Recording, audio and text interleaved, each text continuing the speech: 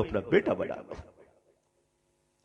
کوئی بیوہ عورت ہے, متعلقہ عورت ہے, اس کی مدد کیجئے. اگر نکاح کی عمر باقی ہے تو اس کی دوسری شادی کروائیے. یہ آپ کی ذمہ داری ہے. ورنہ یاد رکھیے, ایک مسجد کے احاطے میں اگر کوئی عورت مجبوراً اپنی آبرو کا سودا کرتی ہے تو حاجی صاحب, نمازی صاحب, بچو گے نہیں.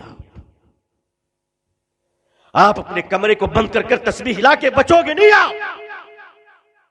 اللہ تعالیٰ نے ایک قوم پر جب عذاب بھیجا تو فرشتوں نے کہا, اللہ اس بستی میں ایک تیرا بندہ ایسا ہے جو پلک جھپکنے کے برابر بھی تیری نافرمانی نہیں کیا, اس عابد کا کیا کروں؟ اللہ نے فرمایا اس عذاب کے ساتھ اسے بھی پلٹ دے. کہا وہ میرا عابد ہے, میں اسے قیامت کے دن دوں گا, لیکن اس وقت وہ مجرم ہے کہ اس نے خود تو مجھے پایا, میرے بندوں تک مجھے نہیں پہنچایا. مسجد ذمہ داری لے اس بات کی, 160 کا, اور وہ کفالت کرے, وظیفہ بھیجے تاکہ کسی کو بھیک نہ مانگنا پڑے. ہماری قوم میں ایک غریب آدمی اپنی بیٹی کی شادی کے لیے اگر بھیک مانگتا ہے تو شرم آنی چاہیے, ہمیں غیرت آنی چاہیے. ہم نے کلکتے میں اپنی مسجد میں پابندی لگا رکھی ہے, کوئی نہیں مانگ سکتا. ضرورت مند ہے تو آپ تفصیل دیجئے, کیا ہے بتائیے آپ, انشاءاللہ آپ کی شادی بیٹی کی کروائی جائے گی انشاءاللہ, اور ہو رہی ہے الحمدللہ. اب آپ چوچلے بگا رہے ہیں کہ یاما کا موٹر سائیکل چلائے تو معاف کیجئے, وہ سب نہیں دیں گے آپ ایک مناسب طریقے سے. اور الحمدللہ ہمارے کلکتے کی مسجد میں چند مالداروں نے مجھے کہہ رکھا ہے, اللہ تعالیٰ ان کے بالوں میں برکت عطا فرمائے, کوئی بھی تقاضا ہے آپ ہمیں فون کر دیجئے, ہم بھیج دیں گے. اللہ کا شکر ہے, اللہ ان کو برکت دے رہے, لیکن بھیک مانگنے کی اجازت نہیں ہے مسجد میں. اگر مسجد میں کوئی کھڑا ہو کر بھیک مانگ رہا ہے تو مسجد کے سارے مصلیوں کو غیرت آنی چاہیے کہ ہمارے رہتے ہوئے ہمارا بھائی بھیک مانگ رہا ہے. جی غیرت آنی چاہیے, غیرت آنی چاہیے. بے غیرت ہے وہ لوگ جو 10-5 دے کے نکل جاتے ہیں, بے غیرت ہے وہ لوگ دیندار نہیں ہے, سخی نہیں ہے, وہ بے غیرت ہے, وہ بھکاریوں کو پروموٹ کر رہے ہیں. سکھوں میں آپ نے بھیک مانگتے ہوئے نہیں دیکھا ہوگا, جینیوں میں آپ نے بھیک مانگتے ہوئے نہیں دیکھا ہوگا. کیوں؟ وہ اپنے غریب کو کھڑا کر دیتے ہیں, غریبوں کو کھڑا کر دیتے ہیں. ہم غریبوں کی کمر توڑ دیتے ہیں. ہم موبائل خریدتے 50,000 کی, لیکن غریب کو آلو میں 1 روپے زیادہ دینے کے لیے تیار نہیں ہے. کہتے نہیں, مول بھاؤ کرو, دام کرو, نیچے کرو.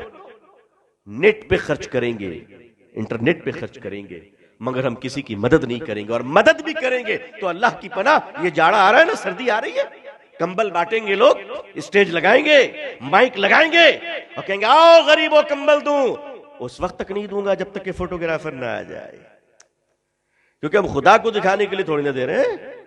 اور اس کے بعد کمبل بھی دیں گے تو ایسے غریب کو ہاتھ اس طرف, چہرہ فوٹوگرافر کی طرف. کیوں غریبوں کو ذلیل کرتے ہو؟ سوچو اگر منظر بدل جائے تو کیسا لگے گا. اگر کل کو وہ اس طرف ہوا, تم اس طرف ہوئے, تب کیا ہوگا؟ تب کیا ہوگا؟